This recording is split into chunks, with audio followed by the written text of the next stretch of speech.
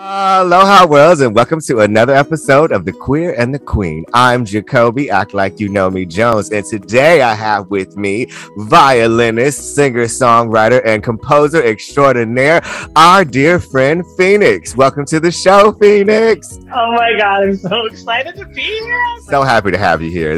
We've been meaning to do this for a long time. Before we get too far into the show, we must say we miss you, Miss Tilly. We were supposed to be on this. We've been talking about getting you here for a while, and Miss Tilly was going to be here, but she has some other things going on and she couldn't be here today. But I'm so happy to have you on the show. It's such a privilege because I love you guys. I remember meeting you guys on TikTok, and I don't know, y'all just took me in like the baby bird that I am, and nurtured me into this beautiful queen that you have become today. You are the queen of the show today. So today we are reviewing RuPaul's Drag Race, and do we have a lot to unpack for you today. Now, before we get too far in this episode, make sure you drop down in that description box, ding on those notifications, and click that subscribe button so you know when we post more videos. Okay, so the show starts and Alyssa's gone. Alyssa Hunter, I loved her. How did you feel about Alyssa? I actually honestly feel like I've seen it before with her, and I love her. I think she's beautiful. I actually really loved the lip sync that she did. I am so shocked to hear you say that. I don't know. I really I loved the look, but I just feel I see a lot of pageant queens because I'm in Texas, and so we have a lot of pageant queens here, and I don't know. I just feel like I've seen it. I feel like I've seen it. That's fair. I mean, I felt the same way. I guess I was biased because I thought he was so beautiful and so cute. Not just beautiful, yes. And I love her story too. I love her story. Yeah, I love the story as well. Her father was so supportive and also gay, and it just got me to tears. Okay, so Alyssa's gone. We miss you, Miss Hunter. And Angeria was the winner of last week's challenge. This week we have a surprise. The show starts and all the queens are there except Miss Kornbread. Now, do you want to tell the people what happened to Kornbread? So basically what happens is last week when they were doing their challenge, she turned her ankle, and so the queens come in and they're talking, and then they realize that she's not there. They're having a little kiki before the Ru announces anything, and then Ru comes in and there's she's like, I have a video message from Kornbread, and she's injured herself and she can't be there, and I know, she has a 6 to 8 week recovery, and they filmed only 4 weeks. They only filmed literally for 3 or 4 weeks, and yeah, it was a shocker. It was a big shocker because Kornbread she was like the one to beat. I think it was Diabetes was just like, I miss her, but at least the top bitch is out of the way. yeah. So Ru has some surprises this week. We have 3 queens from the past. I think each of them were from an episode where they were the first to be eliminated. Miss Tempest DeJour, James Mansfield, and Kimora Hall get welcomed back to the show. And he welcomes them back because he has this whole public service announcement segment that he's going to do for the episode. So they get separated into teams, orange, purple, and green, right? And yes, orange, purple, and green. And they have to do this hilarious balloon pop. The funniest part was Miss Georges. You can tell Georges was just like a bottom queen her whole life, which she can be, because she's a cute little I thought Maddie's was funny. I thought that was hilarious. Yeah, that was funny too. Georges was funny because she's so little. Tell me, what do you really think about this Maddie situation? A cisgender male. I'll have to take off the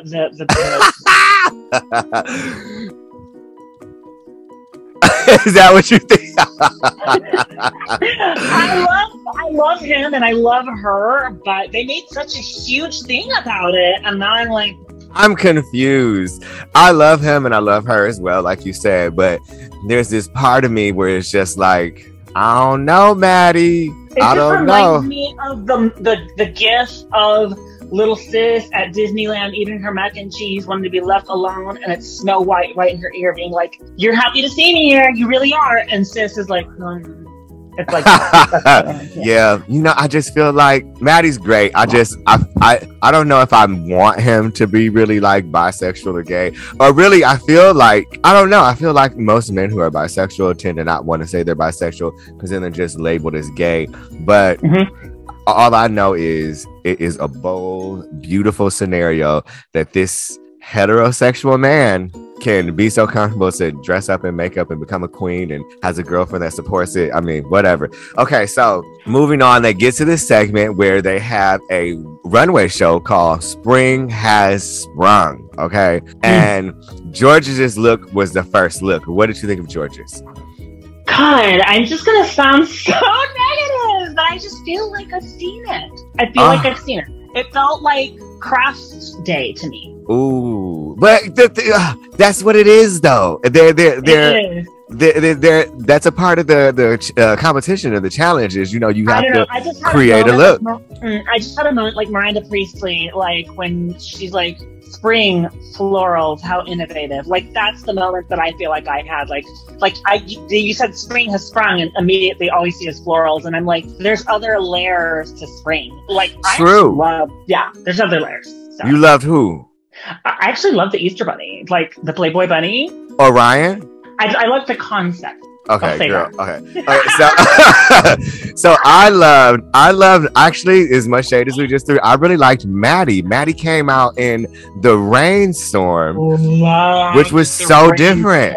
It was so different. And then also was it Bosco who came out with the rainstorm and then turned into a yellow dress? Was that the Bosco? Reveal when she did that? I was like, first reveal of the season, and it goes from storm into sunshine of daisies. Yes, right. Or the daffodils. Daffodils are, I don't know what color daffodils are because I don't really do flowers. It was yellow. I believe it was just. Yeah. I believe it was sunshine. I think it was like going from rain to sunshine because the dress was yellow. Need some of that here. So then they get to the public service announcements, the commercials that they created. I thought they were hilarious. Who did you think was the weakest link? I didn't really particularly enjoy Kimora because she was so underused, and the reason why I think so is because she's really come into her own a lot, and she's really starting to feel more comfortable in her skin, and I don't know, I didn't really love what they did with her because it was just like, I don't know. Really? It's like with the breastplate and everything.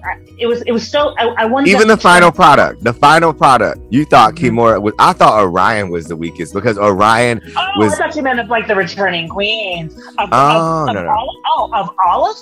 Yeah. Oh yeah, most definitely Orion's story. I'm because sorry, he's Orion, just flat. I love you. I know. I love you too, Orion. I actually follow you on Instagram, and I've been watching your lives. You're really fun, but the wig and the beat and the look. I know. Who did you think was the best? Who did you think stood out the most? Like as like the best performer out of the 3 public service announcements? Give me Angeria all day. Really? Give me Angeria all day. Now I think Angeria is funny. I really do. I think Angeria is funny. But I would have to say, I think it was Jasmine. No. The reason? Oh no. Was it not Jasmine? No. Lady Camden. Lady Camden. No,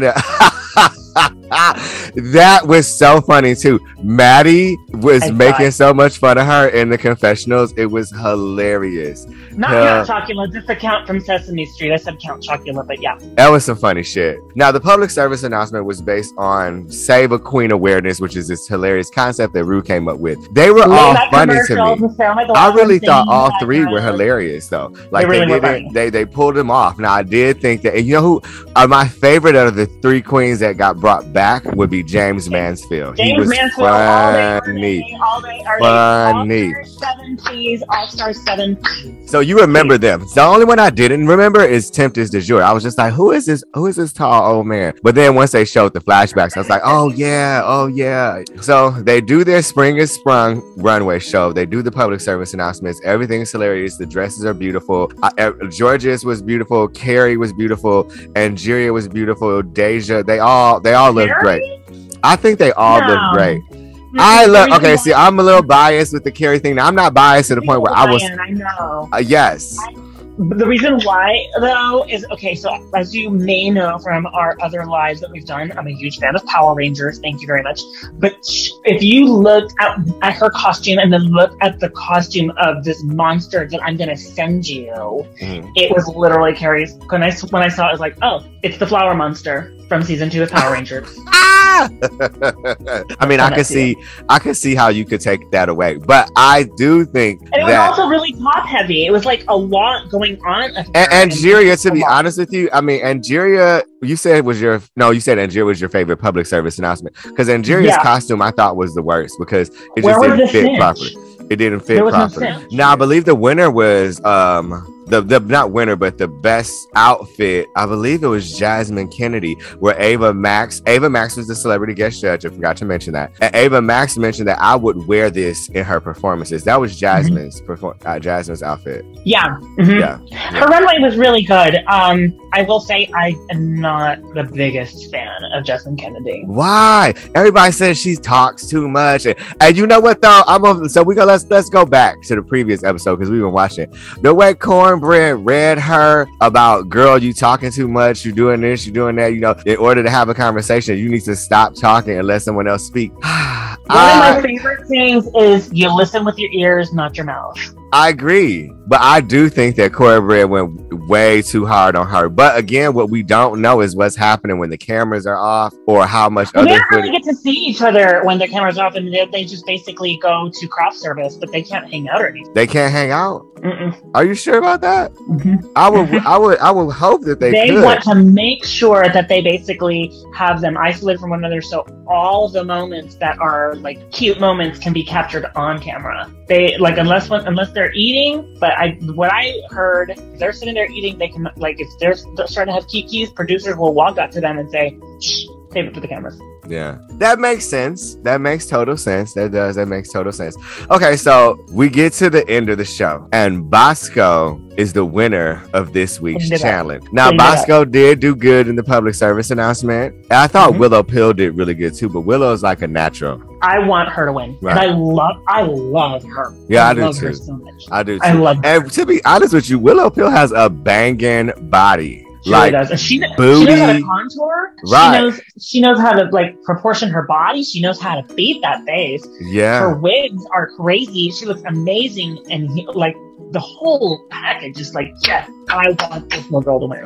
And can I just say, like, can these girls who are not minorities ethnically, can they please add some shade, please? Because otherwise what's happening is they're washing themselves out, and so many of them had blonde wigs. And you have to think about what you're going to look like under the lights. And when you're under the lights, all you see is just illumination and glow. And that's all and not in the best way. Georges, Jasmine, or Orion are the bottom three. Now, I was a little worried, and I thought that it was going to be Jasmine and Orion, but surprisingly, Jasmine was safe, and Georges and Orion are in the bottom two. Did you think that was an accurate selection? Yes. And the reason why is I didn't really enjoy Georges' performance. She was having trouble taking direction, which is honestly crucial in any entertainment, whether you're a drag queen, whether you're a performer, whether you're it's so important. And I think they just kept repeating to her. And then and I think sometimes we tend to get in our heads whenever people give us that feedback, and it's not about us. It's about the finished product. Right. It's about the project. But the thing, no, I agree with you in ways, but Georges was trying. She kept, and then she was confident. She's like, okay, I got it. All right, let's do it again. Like, even though she had to do multiple takes, she wasn't like, she was like, okay, I got it. All right, let's do this again. All right, okay, I need to speed it up. All right. And she gave it the best she had. So I mean, like, I don't know. Well, you know how they say the sharpest of blades are forged in the hottest of fires, and I think that thing where she had to go and lip sync, I mean, she showed what she's capable of. Okay, yeah. So Georges and Orion are in the bottom two, and they have to lip sync for their lives. They lip sync "My Head, My Heart" by Ava Max, who is the celebrity guest judge, and who I really had never heard of. Now, you said you knew who Ava Max was. I didn't know who she was. Yeah, so when I was locked in the house for the majority of year before last, we don't even really say that year's name anymore, but she was actually starting to like really take off. And I listened to a lot of her stuff, you know, workouts. A lot of the local queens like to perform to her songs, and she's a big voice for the LGBTQIA+ community. And so I really, really love it. So They lip sync for their lives. And to be honest with you, Orion is just, I don't mean to be shady, but Orion is just so boring to me. And I think like Orion, I think is into that. That's what he wants to express. He wants to express that kind of girl who doesn't care about anything. I call it the anti-Adore. Right. Like you want because people. Adore has that riot girl, grunge girl thing going on. I don't care. But baby, you're on television. Right. Perform, entertain us. Yeah. Give us the tongue out, guns blazing. Because honestly, I can't beat my face at all. So I actually have to hire people to do it. And she's got the talent, but I think sometimes we get in our head. I just think that she thinks it's cute to not care. I think that her like she wants to just be that girl who's just like, I know that I'm beautiful. I know that I'm a winner. I don't care. Like I think she is deliberately exuding the nonchalant attitude, and that will get your ass eliminated. So they performed. Georges told that stage to the floor. She's from San Antonio, right? She's from Texas. Yes. Right? Yeah, Texas. and I didn't know that up until recently, but these Texas queens do not play. All of the Davenports are from here. The Texas is home of the dance. Yeah, I mean, Georges did the damn thing. Like she totally did. I couldn't take my eyes off her. Like I forgot Orion was there for the most part. So you watched it, and even the queens behind, everybody was just like, they forgot Orion was there. Like Georges just took the show over, and she was like, I'm finna tear this shit down, which is why she broke down crying when she was done, because she left her soul and pussy on that motherfucking stage. So they had to call animal control because that pussy. You right though. Georges wins that show. Georges wins the challenge, the end of the not the competition, but the challenge. The lip sync. Georges wins the lip sync, and Orion has to sashay away, which is not a surprise. I mean, like, even Orion came back the first time, Orion was like, I'm dressed as this girl, like, because it was like this whole like beach resort theme or something from episode 3, and her whole thing was, I'm dressed up like the girl who doesn't really want to be here. Why would you even do that? Why would you exude the energy that I don't want to be here, and your ass just got and back. Like I said, her runway, I liked the concept, I didn't like the execution. The concept, like, oh, it's a bunny, but it was like, it wasn't even giving Anna Faris house bunny. It was giving bunny that lives in the lawnmower shack behind the house.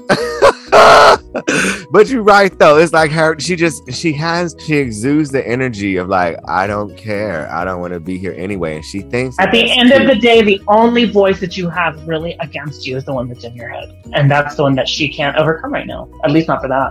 Yeah, I totally agree. So that was the end of the show. Orion goes home, writes her note on the mirror with lipstick. Georges gets to stick around, and we are waiting for the next episode. I can't wait to see it. I'm excited about it. Before we get out of here, tell the people about yourself and the beautiful music that you compose and what you have going on. Man, I am actually finishing an EP that I've been working on for easily 5 or 6 years. And I will say Orion's story really kind of resonated with me because of like issues with like childhood trauma and stuff like that. So I channel a lot of that into my music, because my music is not a Sarah McLachlan crybaby ballad. No offense to the Sarah McLachlan fans, I do love her.